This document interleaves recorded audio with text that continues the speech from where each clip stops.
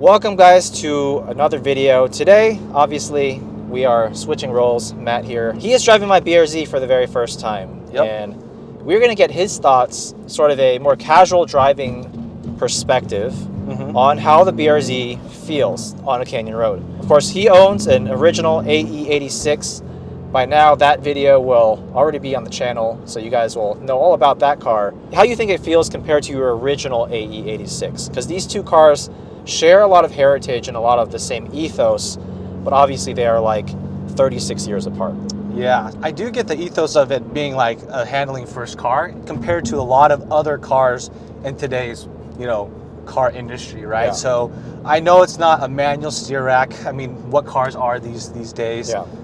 But for an electronics, assisted steering rack, I think it does feel pretty good. Yeah. All good sports cars, they have that short nose so you can see that road and really makes it easy driving experience when you're in the I think canyons. you just offended a lot of BMW Z4 drivers just now. Oh, okay. Whoops, my bad. Yeah, because those Roadsters, those have long noses, Yeah. right? I would say that I personally feel pretty confident in it, like right away, compared to something like an S2000. S2000 is more like twitchy and fidgety, but very sensitive to inputs. Yeah. Whereas this one, I feel like it's a little more muted, but I do feel like it's a little safer. It's a lot more personally. sure-footed. Yeah. And even when you do break it loose or start losing grip, it gives you a lot more leeway before it just completely snaps out of control. Just has just enough power for me. Like I said, I'm more casual, so I'm speaking for the people who aren't trying to, go as fast as is humanly possible on a track. I just want to have fun, and this definitely fits the bill for me in terms of that. I don't think I would want any less power though. So sorry for Gen 1 owners. Yeah, I mean the whole power thing, I agree with you. I wouldn't want any less power than this as well. Let me just start with that. But I will say this car does not need more power to be enjoyable. No, absolutely not. In the canyons and on the track, you have plenty of power to play with the handling balance of the car.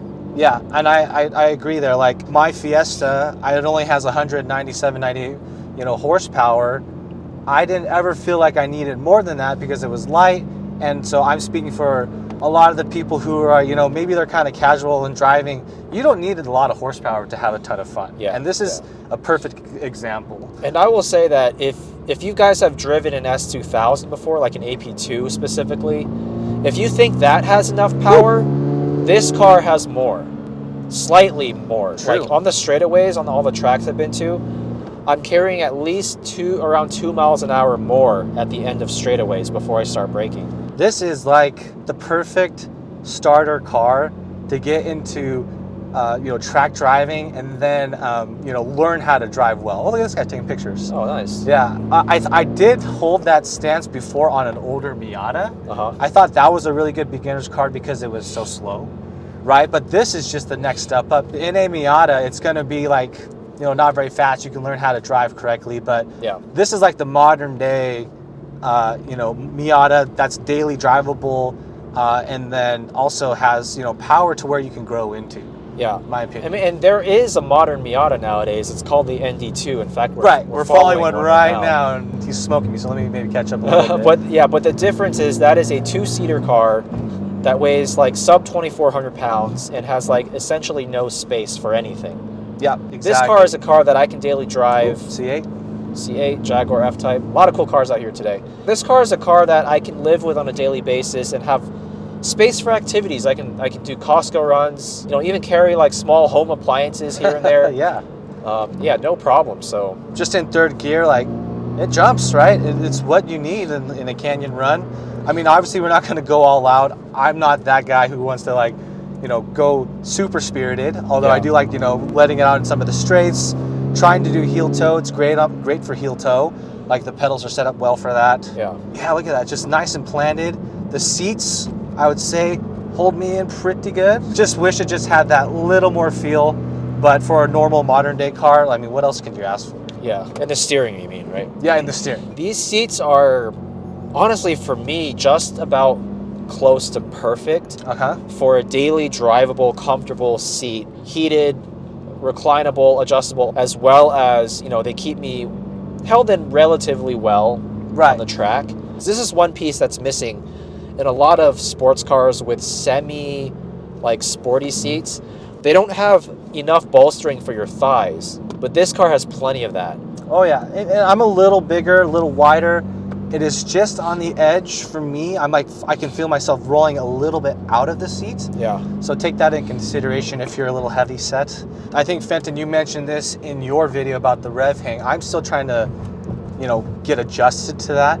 I'm still struggling a little bit with that. You just have to be, you can't shift this car fast. You just can't do it. Unless you're on a racetrack revving it out to redline. Right. Driving around here, you have to be slow with your shifts. Like if you clutch out too early, it's going to lurch. It's going to lurch. Yeah. Yeah. Awesome car. I do like how it handles. It has enough speed.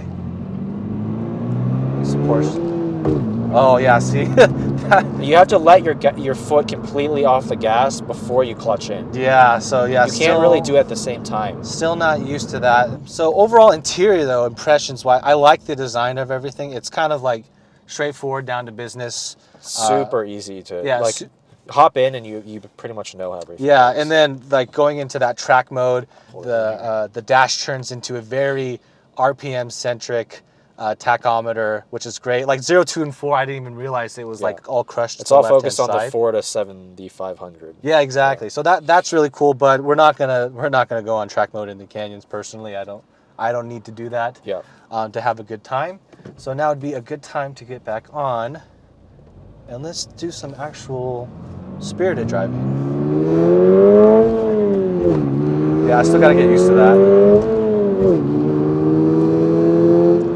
Coming up on a turn here. Don't normally need to take it. I just wanted to try the heel toe. Yeah. And it's very easy to heel toe. It's hit or miss with some of these cars these days if they are a good heel toe car.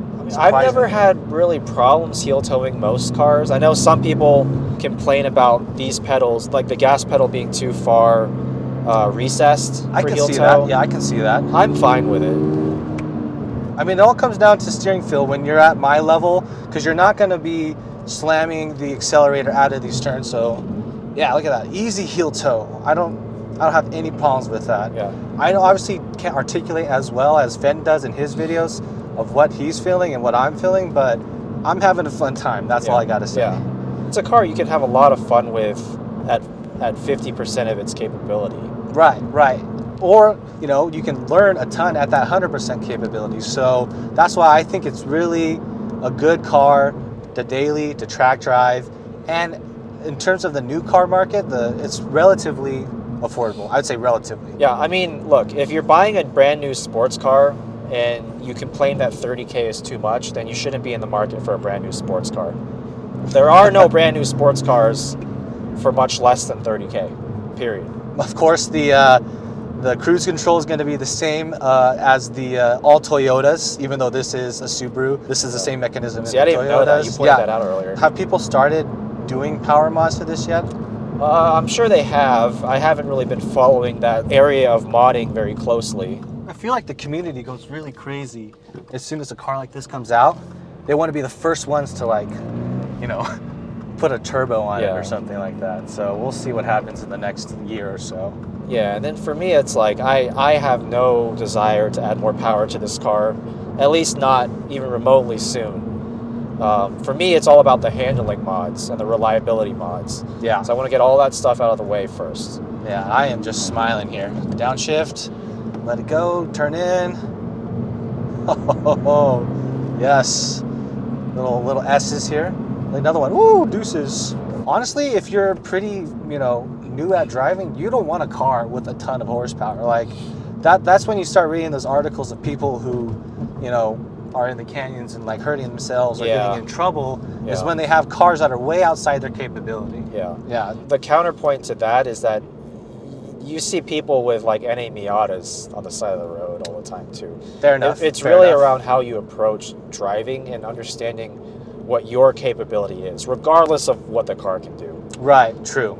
Your mentality. But to your point, this car is very, very approachable. Mm-hmm. So it eggs you on. It lets you push it without punishing you. It has a very linear learning curve. I would agree, yeah.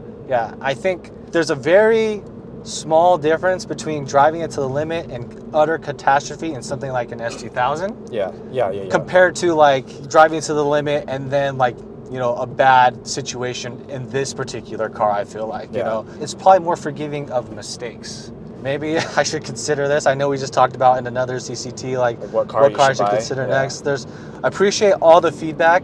Something that was not even on my radar that is now is the Elantra N. You know, so many people chimed in about that, and I had no idea about that. Right. And I think it's a cool car.